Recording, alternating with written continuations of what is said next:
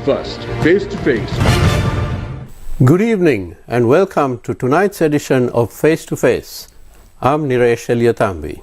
Politics is a strange game and makes strange bedfellows. Many parties break off, form alliances, and so on and so forth. The Sri Lankan public is quite used to that. Now, who will form alliances with whom and who will emerge on top? To discuss this, tonight we have someone who needs very little introduction. Attorney at law Shiral Lakthilaka, former councillor of the Western Provincial Council and now Senior Vice President of the United Republic Front, which is headed by Patali Champika Ranawaka. Welcome to Face, Shiral. Thank you. Thank you very much for having me.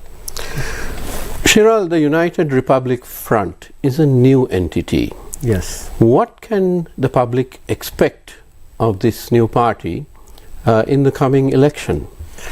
You know that if you look at the past and the economic predicaments what we have seen, Sri Lankan crisis is shown and represented not by an economic crisis. It's a governance crisis according to us. So Sri Lankan governance crisis is connected with clientelism. Clientelism is connected with corruption, malpractices and all other nefarious work. So Sri Lankan politics needs to be changed, that we need a new political culture. The URF or United Republic Party represents to bring a new political culture to this country.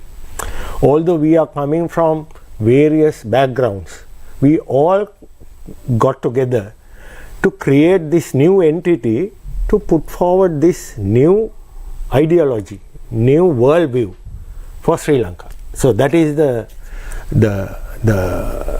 idea behind this gathering, political gathering, and we are representing the center right as well as center left. It's a mixture of center right and center left, and we see that there is a lacuna within the political landscape to represent these two political lines, political right together with political left, center left, not the left but the center left and the center right. You need a new mixture. And if you look at the landscape of Sri Lanka right now, we see there is a populist left which is represented by JVP or NPP, their coalition partners. On the other side, you get the UNP, the Mr. Premadas's party, SJB, and all other parties who are defected from the SLPP. We are not in a position to identify them ideologically, but we consider all these people are in front of JVP. But unfortunately for the center right and the center left, there is no proper leadership. The society is right now, according to our own analysis, society is suffering from political anxiety. But Shiral, you would, as a new party, which is still little known, you would need to form an alliance with one or more of the existing large political parties. Yes. Who are you having discussions with at the moment? We are not talking to larger political parties. Within our camp, there are two main parties. There is one is UNP, one is SJB. What we are appealing to the center-right parties, it is time to get united. The coalition or whatever the political formation within the center-right will happen accordingly, because you have a formidable threat right now. Formidable threat means political threat, because the society is drifting towards JVP. and that is JVP represented by populist leftism. So there is no alternative for the center right, center left. So that's why we are appealing all the parties come to one coalition. The UNP, SJB and all other defected individuals from the SLPP come and form a new one coalition. There is no future for a scattered approach in this political election. Now, Shiral, in this kind of situation, it appears to me that the minority parties would have a big say, both those from the northeast and of course those representing the plantation workers and any other smaller parties. What is your party's stance towards them? No, we always now the URF is always, as a new entity, always accept the right of self-determination of the Tamil people as well as Indian community, and we believe that traditionally they always voted and worked with the center right. So therefore they are essential political partners for a future coalition, political coalition.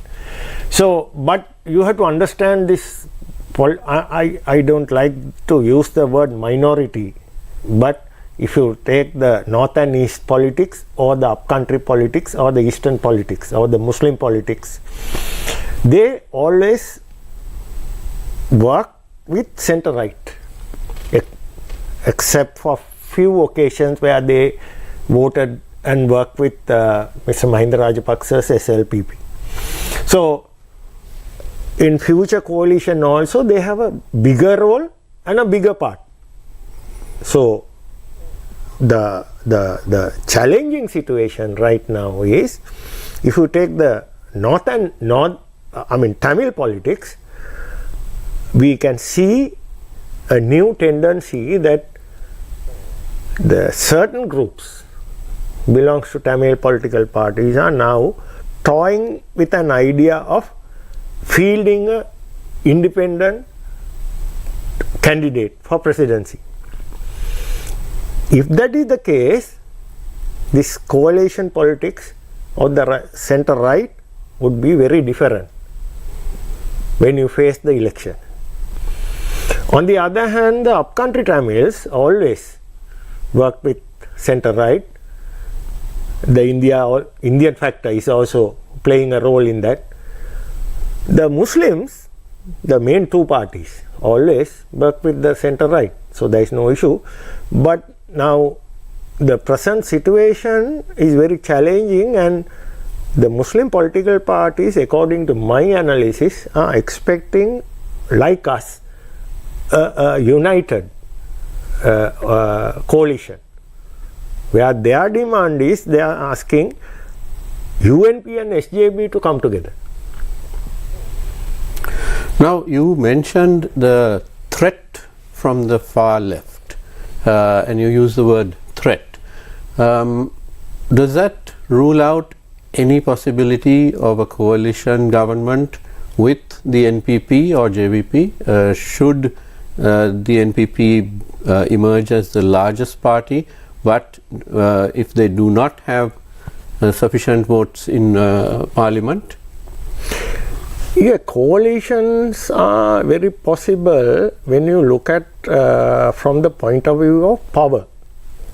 But this time you have to look at the country first.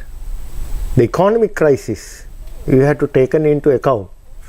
So the problem with JVP and NPP, what is the policy on our economic revival? Are they going to stick with their own socialist ideals, or are they coming into a socialist, social democratic line, something like that? Those are the issues when you talk about a future coalition, right? But if the JVP and NPP is not willing to transform it themselves into a political ideology which suits to cater the Sri Lankan crisis, then we are bringing once again a disaster. So that's why we are saying it's not about the political coalition what we are going to form in the future. It's about ideology. Who is willing to invest on wealth creation, right? Who is willing to stick to market forces?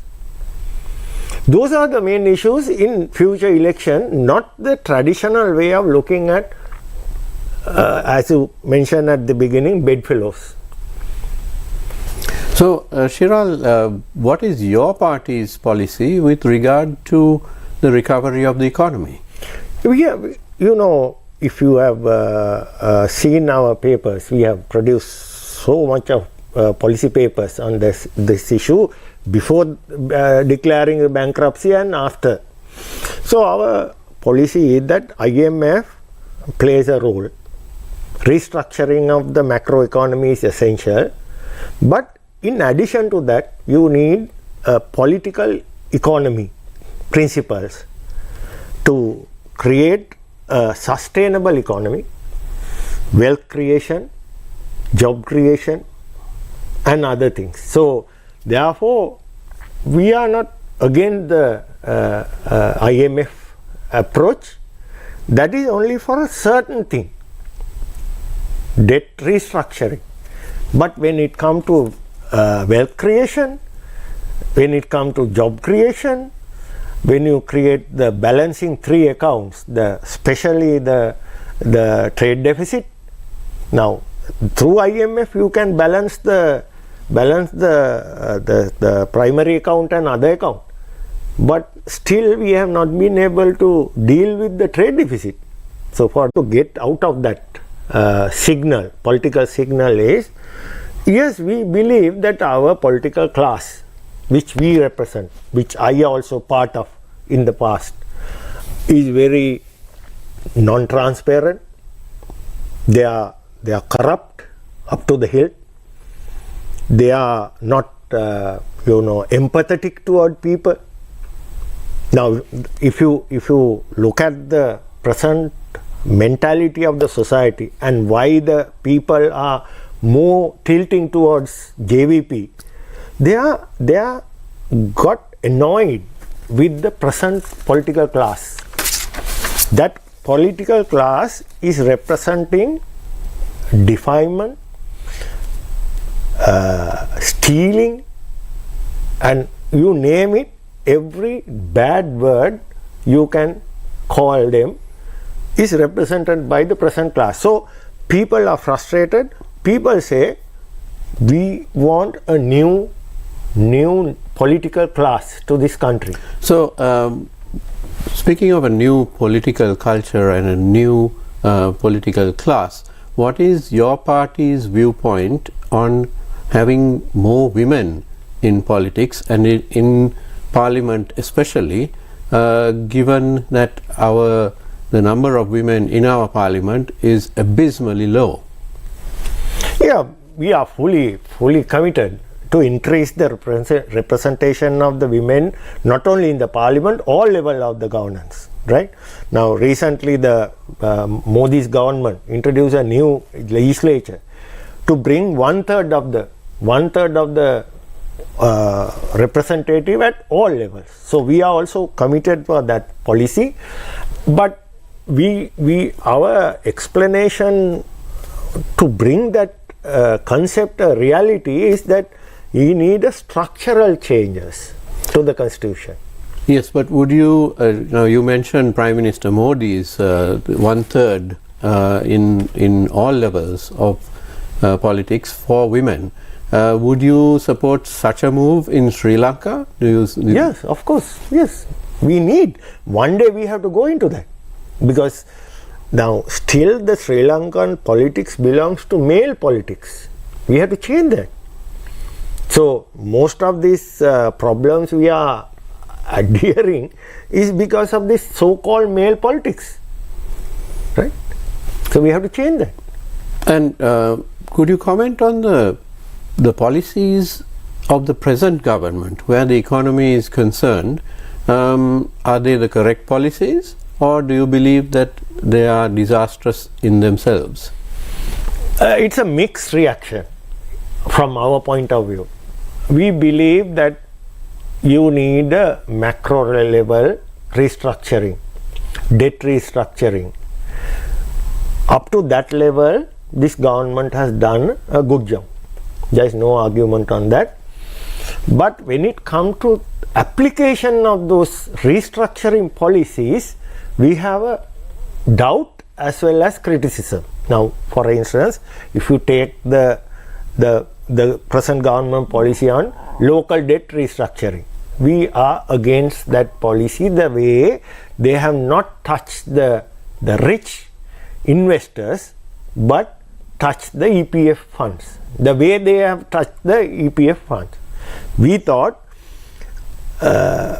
equal playing field is necessary when you restructuring the local debt also.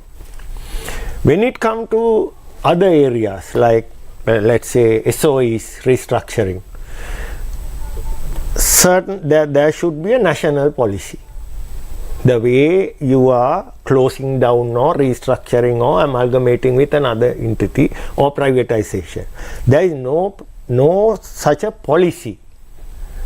You can't allow president or anybody to behave according to his whims and fancies when you implementing a national policy. So likewise, our reaction towards the present government is mixed. So now on the 1st of January, that's next week, there is a enormous burden being placed on the voters, on the public, through the new VAT, the 18% VAT, which is likely to cause a lot of disaffection. Are you at all nervous that this would drive more voters towards the far left? Yeah, of course. It will, because government has failed to explain why we need to enhance our tax base in proper manner. Increasing VAT is a necessity. But now even in the private sector, when we are doing a change, transformation in an institution, you bring the stakeholders together. But unfortunately, this government has failed to do that. As a result, the VAT increase will definitely affect the social body in very bad way. The people will face very disastrous situations in their life, economic life. So people will, as a result, drift towards left, and government will become more unpopular, and it will create a disaster, political disaster to the country. Definitely. Well, unfortunately, that's all the time we have for you today. Thank you very much to our guest, Mr. Shiral Lakthilaka, Senior Vice President of the United Republic Front. Do stay tuned, as the People's Platform will be coming up next. Thank you and have a good night.